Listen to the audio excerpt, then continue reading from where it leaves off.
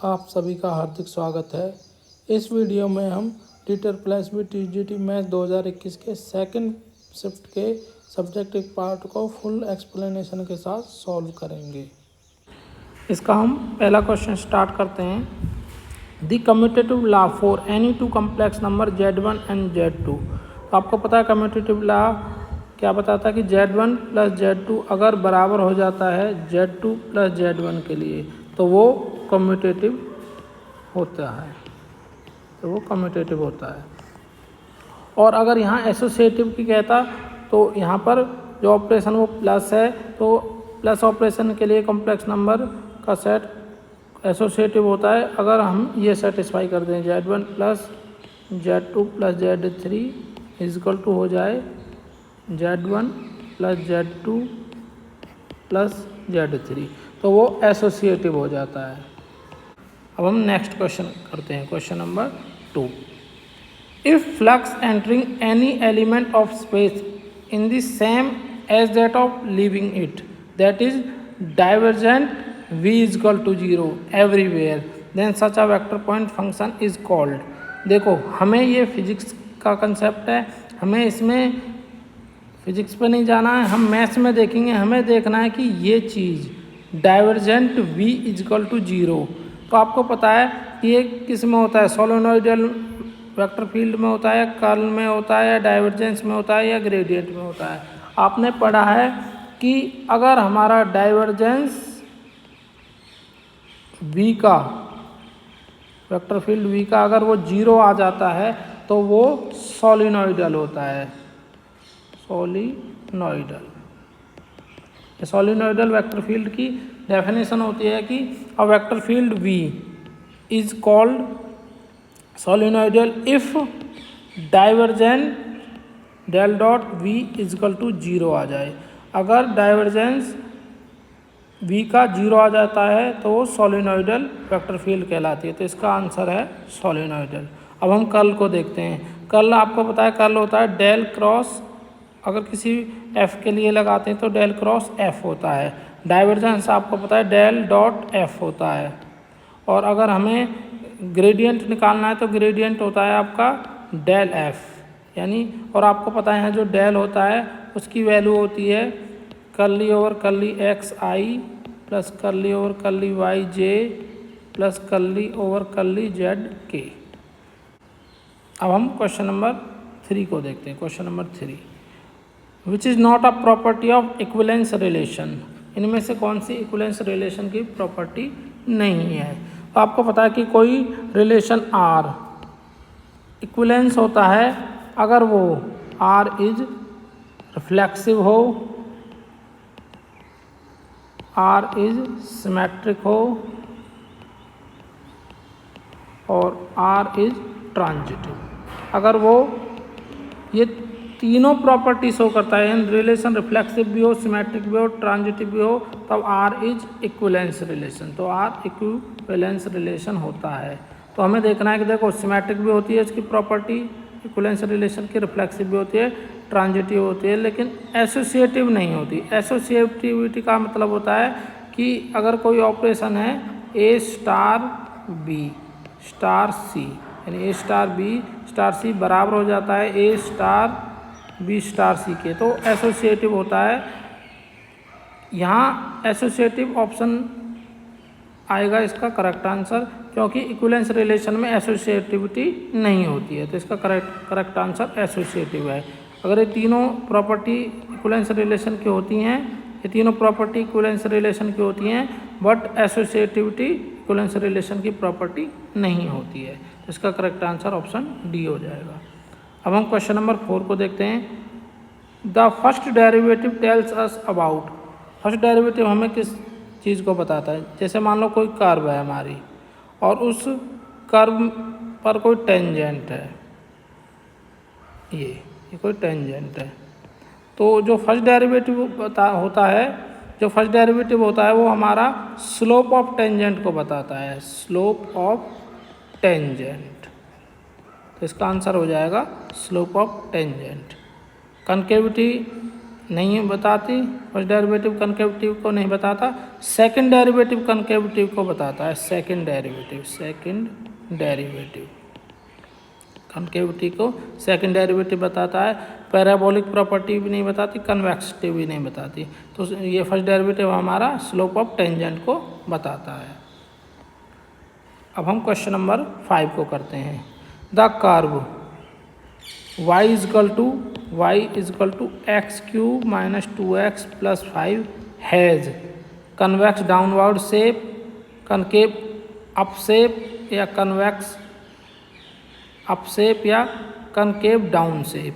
तो देखो इस क्वेश्चन को मैं आपको समझाता हूँ कि ये कनकेव डाउन शेप क्या होती है, कनकेव अप शेप क्या होती है, कन्वेक्स डाउन क्या होती है, कन्वेक्स अप क्या होती है। मैं आपको ये थोड़ा समझा देता हूँ। इस क्वेश्चन को स्टार्ट करते हैं। अब मैं आपको बताता हूँ कि कनकेव अप शेप क्या होती है, कनकेव डाउन शेप क्या होती है। देखो केव का मतलब होता है गुफा। जैसे कोई इस तरीके की कोई शेप है तो ये एक कनकेव शेप है, गुफा की तरह नज़र आने वाली शेप को कनकेव शेप कहा जाता है। अब हम पढ़ते हैं कि कनकेव अप शेप क्या होती है, कनकेव डाउन शेप क्या होती है। मान लो कोई कर्व है, उसकी शेप इस तरह की है और इसमें यहाँ पर कोई इसका टेंजेंट है। ये शेप ऊपर की तरफ जा रही है और जो उसका टेंजेंट है वो उससे नीचे है, तो ये कनकेव अप शेप है। कौन सी शेप है? Concave up shape. और अगर कोई शेप इस तरीके की है, इस पर कोई टेंजेंट है, तो ये जो कर्व की शेप है ये कनकेव डाउन शेप है। अब समझते हैं कि जो कनकेव अप शेप होती है वो कन्वेक्स डाउन शेप होती है और जो कनकेव डाउन शेप है वो कन्वेक्स अप शेप होती है। यानी उल्टा होता है, जो कनकेव अप है वो कनकेव अप है वो कन्वेक्स डाउन होगी और जो कनकेव डाउन है वो कन्वेक्स अप होगी। तो उससे कोई समझने में कोई दिक्कत नहीं होनी चाहिए। अब हम समझते हैं कि अगर कोई y इक्वल टू fx हमें कोई फंक्शन दिया हुआ है तो हमें कैसे पता चलेगा कि वो कन्वेक्स अप शेप बना रहा है या कनकेव डाउन बना रहा है। तो देखो इसके लिए हमें क्या करना होता है, सबसे पहले हम उस फंक्शन का डिफरेंशिएशन निकालेंगे, यानी हम उसका फर्स्ट डेरिवेटिव निकालेंगे। हम उसका y dy ओवर dx यानी कि f डैश x निकालेंगे और उसके बाद हम उसका सेकंड डेरिवेटिव निकालेंगे यानी f डबल डैश x। अब रूल क्या होता है कि if f double dash x greater than 0 in an interval a, b, then the function fx is concave up in एक इंटरवल a, b। ये रूल होता है कि अगर f double dash x greater than 0 है किसी इंटरवल पर तो उस इंटरवल पर fx हमारा कनकेव अप होता है, और if f double dash x is less than 0 in a, b then fx is concave down in interval a, b। Then fx is concave down in a, b। ये rule होता है। देखो इसमें concavity check करने के लिए हमें single derivative से नहीं पता चलता, हम डबल डेरिवेटिव से ही चेक कर पाते हैं कि कोई फंक्शन कनकेव अप है या कनकेव डाउन है। एक और टर्म होती है जो मैं आपको बताता हूँ, वो होती है point of inflection.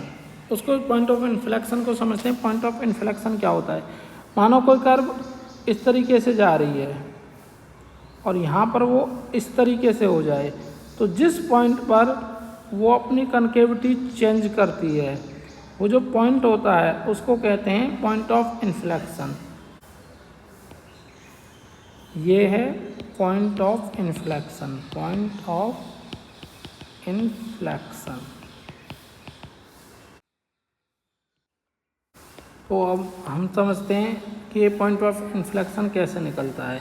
Point of inflection वो पॉइंट होता है जहाँ पर हमारा एफ डबल डैश एक्स अपना साइन बदले, यानी f double dash x change its sign. यहाँ पर एफ डबल डैश एक्स अपना साइन बदले, वो जो पॉइंट होता है उसको कहते हैं पॉइंट ऑफ इन्फ्लेक्शन। तो अब हम इस क्वेश्चन पर आते हैं। इस क्वेश्चन में हमें क्या करना है, हमें कर्व दी हुई है y equal to x cube minus 2x plus 5, और हमें चेंज करना है कि ये किस इंटरवल पर एक कनकेव अप शेप है, किस इंटरवल पर एक कनकेव डाउन शेप है। तो इस क्वेश्चन को हम स्टार्ट करते हैं।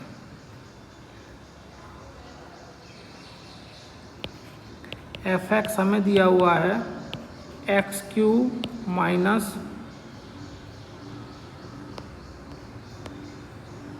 2x plus 5। तो इसकी हमें कनकेविटी चेक करनी है, तो हमें इसका पहले एफ डैश एक्स निकालना होगा। एफ डैश एक्स आएगा इसका 3x स्क्वायर माइनस 2, और उसके बाद हमें इसका डबल डैश निकालना होगा। एफ डबल डैश एक्स आएगा हमारा इसका 6x, और इसके हम पॉइंट ऑफ इन्फ्लेक्शन निकालेंगे। तो पॉइंट ऑफ इन्फ्लेक्शन निकालने के लिए हमें यहाँ पर क्या करना होगा, एफ डबल डैश एक्स को पुट करना होगा 0 के बराबर। तो यहाँ से हमें मिलेगा 6x इज इक्वल टू 0, तो x की वैल्यू 0 मिलेगी। अब हम चेक करते हैं कि क्या इस पॉइंट x पर x इज इक्वल टू 0 पर ये एफ डबल डैश एक्स अपना साइन चेंज करता है या नहीं करता है। यानी कि हम ये देखेंगे कि इस 0 के नेबरहुड में, यानी अगर इससे लेफ्ट हम देखें तो इस फंक्शन की जो वैल्यू है वो नेगेटिव आ रही है और या पॉजिटिव आ रही है, और इसके राइट में उसकी नेगेटिव या पॉजिटिव में, यानी उसका साइन अगर बदल जाता है एफ डबल डैश एक्स का, तो ये जो पॉइंट है वो हमारा पॉइंट ऑफ इन्फ्लेक्शन कहलाता है। और अब हम यहाँ पर चेक करते हैं, हमें एफ डबल डैश एक्स की वैल्यू दी हुई है, F double dash x is equal to 6x दिया हुआ है। तो अब हम इसके 0 के लेफ्ट में देखते हैं, यानी कि यहाँ पर देखो ये 0 के राइट में है इन्फिनिटी और लेफ्ट में है माइनस इन्फिनिटी। अब हम क्या करते हैं, यहाँ पर 0 के नेबरहुड में एक पॉइंट पर चेक करते हैं। मान लो 0 के नेबरहुड में हम एक पॉइंट -1 ले लेते हैं और राइट में एक पॉइंट +1 ले लेते हैं। तो वह हम इसमें -1 पे चेक करते हैं, यानी कि एक बार हम एफ डबल डैश -1 की वैल्यू निकालते हैं तो 6 - 1 यानी इसकी वैल्यू -6 आ जाती है, जो कि क्या है हमारी लेस देन 0 है। देयरफॉर -∞ टू 0 जो एफ एक्स होगा वो हमारा F x is concave down होगा। कब? -∞ से 0 तक। और अब अगर हम एफ डबल डैश एक्स में एक्स की वैल्यू 0 से बड़ी वैल्यू यानी 1 पुट करते हैं तो इसकी वैल्यू 6 × 1 यानी 6 आएगी, जो कि ग्रेटर देन 0 है। तो इस इंटरवल पर, यानी कहाँ से कहाँ तक, 0 से लेकर इन्फिनिटी तक, इस इंटरवल पर यानी 0 टू इन्फिनिटी पर जो ये हमारा फंक्शन है, ये F x is concave up. तो इस क्वेश्चन में अब हमें पता चल गया कि ये किस इंटरवल पर एक कनकेव अप है और किस पर एक कनकेव डाउन है। तो इस क्वेश्चन को हम देखते हैं। इस क्वेश्चन में इसकी जो स्टेटमेंट है वो इनकम्प्लीट है, क्योंकि कनकेविटी हमेशा इंटरवल पर चेक की जाती है। जब तक हमें इंटरवल नहीं मिलेगा हम नहीं बता सकते कि वो कनकेव अप है कि कनकेव डाउन है। तो इसका जो आंसर हमें यहाँ पर कनकेव डाउन शेप दी हुई है, तो ये -∞ से 0 पर ही ये कनकेव डाउन होगा, कनकेव डाउन। यानी इस क्वेश्चन की स्टेटमेंट में थोड़ी कमी है। यहाँ पर हमें इंटरवल ज़रूर दिया हुआ होना चाहिए था जिस पर हम बता सकें ये कनकेव अप है कि कनकेव डाउन है। अब हम क्वेश्चन नंबर 6 करते हैं। The matrix is said to be in reduced row echelon form if the leading coefficient in each row is any number, any variable या ओनली नॉन जीरो नंबर या 0। तो देखो आपने रो एक्लॉन फॉर्म करी होगी, जैसे ये कोई रो एक्लॉन फॉर्म है। तो रो एक्लॉन फॉर्म में क्या होता है कि जो नॉन जीरो रो का जो लीडिंग नंबर होता है, जो लीडिंग कोफिशिएंट होता है, जो लीडिंग कोफिशिएंट होता है वो हमेशा वो नॉन जीरो नंबर होता है। तो यहाँ जैसे सपोज करो ये यहाँ पर जैसे 5 है, अब यहाँ चाहे कुछ भी आप रख दो, 1 2 कुछ भी रख दो, यहाँ पर 0 होगा। यहाँ जो नंबर होगा वो कोई ज़रूरी नहीं हो 1 ही हो, 1 भी होगा तब भी अच्छी बात है, नहीं तो कोई ना कोई नॉन जीरो नंबर ज़रूर होना चाहिए। सपोज करो यहाँ पर 2 भी हो सकता है, ये -3 भी हो सकता है, ये 0 0 यहाँ -1 भी हो सकता है। तो ये जो फॉर्म है ये रो एक्लॉन फॉर्म है, रो echelon form, reduced row echelon form है। तो इसका आंसर होगा ओनली नॉन जीरो नंबर्स। अगर यहाँ पर 1 हो जाए तो भी अच्छी बात है, 1 भी तो नॉन जीरो नंबर ही होता है। तो यहाँ पर 1 के अलावा भी अगर कुछ और नंबर है तो भी वो भी नॉन जीरो नंबर होना चाहिए, तो भी वो रो एक्लॉन फॉर्म बन जाती है। आगे पढ़ते हैं next question. The reduced row echelon form of every matrix is unique, 0, infinite और 1। तो देखो मैं आपको बताता हूँ कि जो एक्लॉन फॉर्म होती है वो तो कितनी भी हो सकती हैं, बहुत सारी बन सकती हैं एक्लॉन फॉर्म जो होती है, बट जो रो एक्लॉन फॉर्म होती है ना, रो एक्लॉन फॉर्म वो हमेशा यूनिक होती है। यूनिक कैसे होती है मैं आपको बताऊं। आपको कोई मैट्रिक्स दी हुई है, अगर आप उस पर रो ऑपरेशन लगाते हो और उसको आप रिड्यूस्ड रो एक्लॉन फॉर्म में कन्वर्ट करते हो, तो आप चाहे उसको किसी भी तरीके से अप्लाई कर लो, उसमें चाहे आप उसमें किसी भी तरीके से रो ऑपरेशन अप्लाई कर लो, जो इसकी एक्लॉन फॉर्म बनेगी, यानी कि डायगोनल से नीचे एलिमेंट 0 हों और डायगोनल पर नॉन जीरो एलिमेंट हों, आप किसी भी तरीके से अप्लाई कर लो वो हमेशा यूनिक ही आएगी। तो इसका आंसर होगा यूनिक। हाँ, एक्लॉन फॉर्म डिफरेंट हो सकती हैं, लेकिन जो रो एक्लॉन फॉर्म है, यानी आप रो ऑपरेशन अप्लाई करके जो एक्लॉन फॉर्म निकाल रहे हो वो हमेशा यूनिक नहीं होती है। आप चाहे ऑपरेशन को किसी भी तरीके से लगा लो, जो रो एक्लॉन फॉर्म आएगी वो यूनिक ही आएगी। अब हम क्वेश्चन नंबर 8 करते हैं। Which is the example of level surface. यहाँ पर कौन सा एग्जाम्पल लेवल सरफेस का है। तो ये जो क्वेश्चन है ये फिजिक्स से रिलेटेड क्वेश्चन है, तो इसका आंसर आइसोथर्मल सरफेस है। मैं आपको बता देता हूँ आइसोथर्मल सरफेस क्या होता है। इस तरीके का सरफेस जो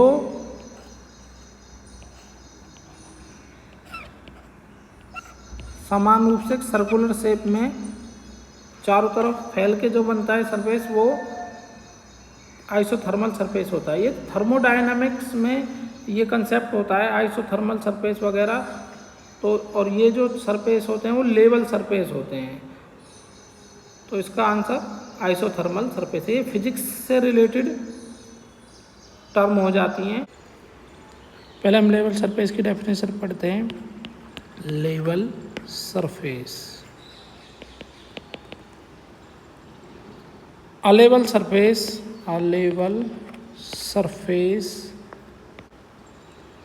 is the set of all points in 3 dimensions satisfying f x y z is equal to k, where k is some constant। देखो लेवल सरफेस वो सरफेस होता है जिसमें सभी पॉइंट 3 डायमेंशंस में F X Y Z is equal to K वाली condition को satisfy करें, यानी कि कोई फंक्शन एक्स वाई जेड का हो और वो इजकल टू सम कांस्टेंट हो, तो उसमें जो पॉइंट्स होते हैं उनसे जो सरफेस बनता है वो लेवल सरफेस कहलाता है। तो अब हम यहाँ पर देखते हैं इनमें से कौन सा लेवल सरफेस की कंडीशन को सेटिस्फाई करेगा। हाइपरबोलिक सरफेस की जो डेफिनेशन होती है वो होती है Z is equal to X square divide by A square minus Y square upon B square. तो इसमें देखो अगर हम इनको एक तरफ भी सेपरेट करते हैं तो function of X Y Z वो क्लियरली इस फॉर्म में नहीं दिख रहा, X Y Z is equal to K वाली फॉर्म में नहीं दिख रहा, यानी कि एक्स वाई जेड वाले एक तरफ फंक्शन आ जाएं और is equal to some constant आ जाए, तो ये जो है वो लेवल सरफेस की डेफिनेशन को सेटिस्फाई नहीं करता है। अगर मैं इसको सिंप्लीफाई भी करूं तो वो इस फॉर्म में नहीं आ पाएगा, आप करके देख लेना, इस क्लियरली इस फॉर्म में नहीं आएगा।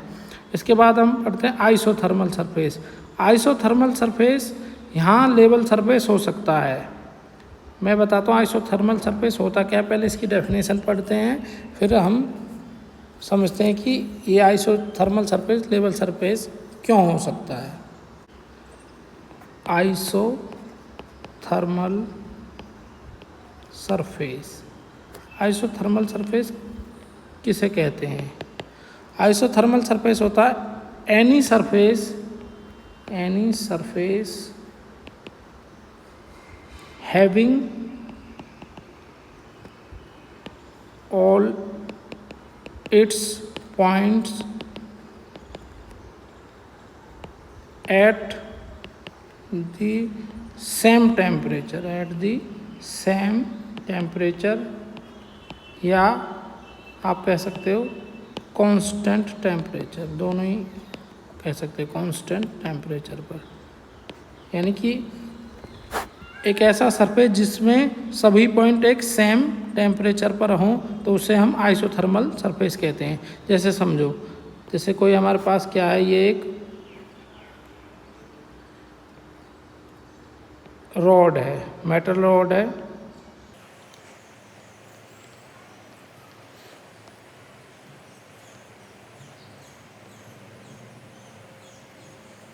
आइसोथर्मल सरफेस एक्चुअली में एक थर्मोडायनेमिक्स का कंसेप्ट होता है। थर्मोडायनेमिक्स फिजिक्स में हम इसको पढ़ते हैं। तो जैसे मान लो एक रॉड है, इसको हम इसके एक सिरे को यहाँ से हम हीट करें, यहाँ से हम इसको हीट सप्लाई करते हैं, तो क्या होगा कि इसका ये सिरा जल्दी से गर्म होगा और बाकी का सिरा धीरे धीरे से आगे की तरफ हीट चलने लगेगी। तो हीट आगे चलती रहेगी और इस जगह का टेम्परेचर अलग रहेगा, जो बाकी आगे की जगह है उसका टेम्परेचर डिफरेंट रहेगा। लेकिन एक समय ऐसा आ जाएगा कि जो इसके हर एक पॉइंट पर जो टेम्परेचर है वो कांस्टेंट हो जाएगा। आप इसे हीट करते रहो, एक ऐसी सिचुएशन आ जाएगी कि हीट होकर बिल्कुल रेड हो जाएगी और इसके फिर हर जगह का जो टेम्परेचर है वो इक्वल हो जाएगा, यानी कि कांस्टेंट टेम्परेचर हो जाएगा। तो इस तरीके के जो सरफेस बनेगा वो आइसोथर्मल सरफेस कहलाता है। और जो हमारी जो हीट होती है वो इस तरीके से फैलती है, जैसे ये एक पॉइंट है, चारों तरफ बराबर रूप से फैलेगी। अब यहाँ पर आपको ये ऐसे कैसे नज़र आ रहा है, आपको मैं इसको थोड़ा बताता हूँ कि ये किस तरीके से एक्चुअली में हीट फैलती है। जैसे मान लो इसके हम इस वाले पॉइंट को देखें और ये मान लो ये रॉड, अगर ये रॉड इस तरीके से इसका पॉइंट ऐसे दिखेगा, तो जो इसमें हीट है वो इस सर्कुलर वे में फैलती है, इस तरीके से, यानी सर्कल्स के रूप में इसमें फैलती हुई चलती है ये। तो जो हीट होती है वो हमारी चारों तरफ बराबर रूप से फैलती हुई चलती है। तो ये जो सरफेस होता है ये आइसोथर्मल सरफेस कहलाता है। एक्चुअली में सारी फिजिक्स की टर्म है ये। तो इसको हम लेवल सरफेस कह सकते हैं कि एक लेवल सरफेस होता है। आगे बढ़ते हैं इसमें। होने को तो देखो ये प्लेन सरफेस भी लेवल सरफेस हो सकता है, लेकिन यहाँ पर जो प्रेफरेंस वो आइसोथर्मल सरफेस को दी गई है, क्योंकि जो प्लेन सरफेस होता है उसकी इक्वेशन होती है ax + by + cz = d। ये इक्वेशन होती है एक प्लेन सरफेस की, यानी प्लेन की एक इक्वेशन इस तरीके की होती है। तो जो ये सरफेस है ये भी हो सकता है, लेकिन यहाँ जो प्रेफरेंस है वो आइसोथर्मल सरफेस को दी हुई है। मेरे अकॉर्डिंग तो इसका आंसर प्लेन सरफेस भी हो सकता है। कर्व सरफेस आप समझते हो, कर्व सरफेस होती है जो इस तरीके की ऐसे कर्व टाइप में जो सरफेस होता है तो वो कर्व सरफेस होता है। तो इसका आंसर यहाँ आइसोथर्मल दिया गया है। जो कर्व सरफेस होता है वो एक राउंडेड सरफेस होता है, वो एक फ्लैट सरफेस नहीं होता है। राउंडेड जैसे एक कॉन का सरफेस होता है, जैसे हमारा एक कॉन बनता है, मैं आपको बना के दिखाता हूँ एक बार। जैसे ये हमारा कॉन होता है, तो जो इसका ये जो राउंड वाला शेप होता है, राउंड वाला जो सिरा होता है, जो ये राउंड वाला हिस्सा होता है, ये क्या होता है, जो इसका राउंड वाला हिस्सा होता है वो एक वो कर्व्ड सरफेस कहलाता है। और ऐसे ही जैसे एक सिलेंडर होता है उसमें भी राउंड कर्व्ड वाली जो शेप होती है वो कर्व्ड सरफेस का, जो इसका राउंडेड जो सरफेस होता है वो कर्व्ड सरफेस कहलाता है। लेकिन यहाँ पर एक लेवल सरफेस की बात है, तो लेवल सरफेस, ये सरफेस लेवल सरफेस नहीं कहलाते हैं। अब हम क्वेश्चन नंबर 9 को पढ़ते हैं। Number theory concern with the property of irrational number, positive integer, negative integer, both negative. तो इसका जो आंसर है वो पॉजिटिव इंटीजर आएगा, क्योंकि आपने नंबर थ्योरी में HCF को पढ़ा है, LCM को पढ़ा है, प्राइम नंबर को पढ़ा है, 5 फंक्शन को पढ़ा है, टो फंक्शन को पढ़ा है। तो ये जो जितने भी, और हमने जितनी भी इसमें थ्योरम पढ़ी हैं, यूक्लिड डिवीजन, एल्गोरिथम वगैरह, तो ये सभी की सभी पॉजिटिव इंटीजर पर ही काम करती हैं। तो जो इसका आंसर है वो पॉजिटिव इंटीजर आएगा। मैं नंबर थ्योरी की एक डेफिनेशन लिख देता हूँ। नंबर थ्योरी क्या होती है? Number theory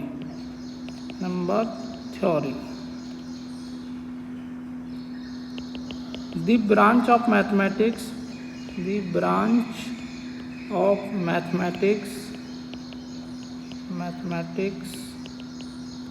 which deals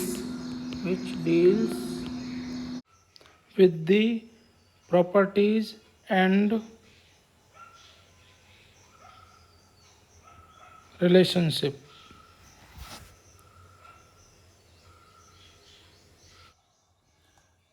of numbers, especially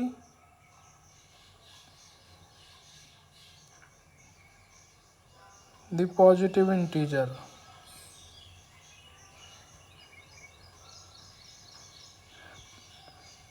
जो नंबर थ्योरी होती है वो स्पेशली पॉजिटिव इंटीजर पर डील करती है, तो इसका आंसर पॉजिटिव इंटीजर आएगा। अब हम क्वेश्चन नंबर 10 को करते हैं। Let a, b B integers not both 0, then there are integers u, v such that. देखते हैं इनमें से कौन सा ऑप्शन सेटिस्फाई होता है। GCD of a, a is equal to UA plus VB, ये ऑप्शन नहीं है। GCD of a, b is equal to UA plus VB, ये ऑप्शन करेक्ट है। Option C GCD of b, a UA minus VB, ये option भी बिल्कुल correct नहीं है। GCD of a, b UA minus VB, ये ऑप्शन भी नहीं। तो ये ऑप्शन बी इसका करेक्ट आंसर है। क्योंकि देखो इसको मैं आपको समझाता हूँ। आपने पढ़ा होगा नंबर थ्योरी में कि जो GCD होता है जिसे हम D से डिनोट करते हैं, हमने पढ़ा है कि वो अगर दो नंबर A और B, हमारे पास दो इंटीजर हैं A और B, और उनका GCD D है, तो उस D को हम लिख सकते हैं AX plus BY, AX plus, उस D को हम AX प्लस BY की फॉर्म में लिख सकते हैं। यहाँ पर क्या है, यहाँ पर X की जगह पे U यूज किया गया है और Y की जगह पर B यूज किया गया है। तो X की जगह पर U रख दिया गया है और Y की जगह पर V रख दो, क्योंकि यहाँ पर इंटीजर्स U और V हमें दिए हुए हैं। तो ये बन जाएगा हमारा AU प्लस BV, इसको ऐसे लिख दिया है UA प्लस VB। तो ये हमने पढ़ा हुआ है। D क्या है यहाँ पर? D है GCD ऑफ A, B। ये डायरेक्ट, ये एक्चुअली में एक थ्योरम होती है, ये हमें प्रूव करनी होती है। GCD ऑफ A, B क्या है यहाँ पर? UA प्लस VB, ये डायरेक्ट है, देखते ही करने वाला क्वेश्चन है। इस तरीके से इस वीडियो में हमने आज DSSB TGT मैथ्स के पहले 10 क्वेश्चन सॉल्व किए हैं। अगर आपको ये वीडियो अच्छी लगी हो तो इसे लाइक करें, चैनल को सब्सक्राइब करें। Thank you.